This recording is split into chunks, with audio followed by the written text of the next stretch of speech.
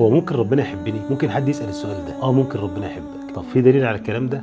طبعا. قال الله عز وجل: يا ايها الذين امنوا من يرتد منكم عن دينه فسوف يأتي الله بقوم يحبهم ويحبونه.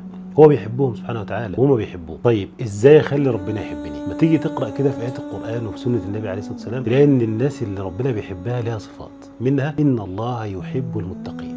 يعني ايه المتقي؟ المتقي اللي بيخاف يجترئ على الذنوب، المتقي اللي لما يبقى فيه شهوه او فيه فتنه او فيه ذنب والباب عليه مقفول ومحدش شايفه يقول لا، ربنا شايفني، ربنا مطلع عليا. ده من اعظم الاسباب اللي تخلي ربنا يحبك. يبقى لو انت في ذنب معين عايز تتوب منه، افتكر المعنى ده، افتكر ان انا بسيبه لله، بسيبه عشان ربنا يحبني. طب ايه تاني يخلي ربنا يحبني؟ في الحديث القدسي ان ربنا بيقول ان احب شيء ربنا يحب العبد يتقرب به اليه هو الفرائض، ان انا اعمل الفرائض اللي ربنا فرضها علي. يعني الصلوات الخمس، احب حاجه ربنا يحبها منك في اليوم انك تصلي الصلوات الخمس. طيب بعد الفرائض: ولا يزال عبدي يتقرب إلي بالنوافل. يفضل مستمر، لا يزال مستمر، يعمل نوافل زيادة عن الفرائض حتى أحبه، يصلي السنن في اليوم، يقرأ قرآن، يفضل على طول يدور على إيه اللي ربنا بيحبه، مش فرض عليا، لا ده أنا بعمله عشان أوصل لمنزلة المحبة دي. فيوصل لمرحلة المحبة فعلا من كتر ما بتطيع ربنا سبحانه وتعالى. يبقى بتتقي الله عز وجل وما بتعملش ذنوب وقلبك بقى سليم، وعمال تزود الإيمان بإن أنت عمال تعمل طاعات وتصلي سنن وتقرأ قرآن وتذكر ربنا، ربنا يحبك.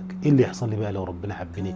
خد بقى المفاجآت العظيمه دي: فاذا احببته كنت سمعه الذي يسمع به وبصره الذي يبصر به. يعني ربنا سبحانه وتعالى يحفظ لك سمعك ويحفظ لك بصرك ويحفظ لك ايدك ويحفظ لك رجلك. كل ما تيجي تمشي في سكه حرام يصرفها عنك ويوديك مكان الحلال، يصرف عنك اصحاب السوء، يصرف عنك اسباب الفتن. ده مش كده وبس: ولئن سالني لاعطينه. توصل لمرحله ان انت بقيت عبد مستجاب الدعوه. طب ليه؟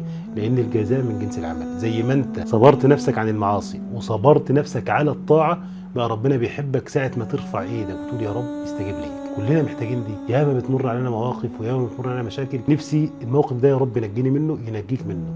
يا رب ارزقني الرزق الفلاني، يا رب ييسر لي الوظيفه الفلانيه، يا رب ييسر لي الزواج. كل دعوه تدعيها ربنا سبحانه وتعالى يستجيب. ده مش كده وبس: ولئن استعاذني لاعيذنه. ساعه ما يحصل لك مكروه، حد هيأذيك، تدعي يا رب اعوذ بك من شر كذا، ربنا سبحانه وتعالى يصرف عنك. يبقى انت تبقى ماشي في الدنيا ومعاك القوي الذي لا مغالب له. فعلا والله هو ده الغنى الحقيقي. يبقى انا لما اسمع بقى الكلام ده لازم ادخل في المحبه دي. يبقى عايزين ربنا يحبنا، نبعد عن المعاصي لان ربنا بيحب المتقين، ونعمل الطاعات الفرائض ونكملها بالنوافل، ومش يوم واتنين، لا، ولا يزال تفضل مواظب على النوافل دي لحد ما تصل للمنزله العاليه دي. ده في الدنيا. طب في الاخره بقى ربنا اعد لعباده الصالحين ما لا عين رأت ولا اذن سمعت ولا خطر على قلب بشر، هتفوز بجنه عرضها السماوات والارض. نسال الله عز وجل ان يجعلنا جميعا من اهل الجنه.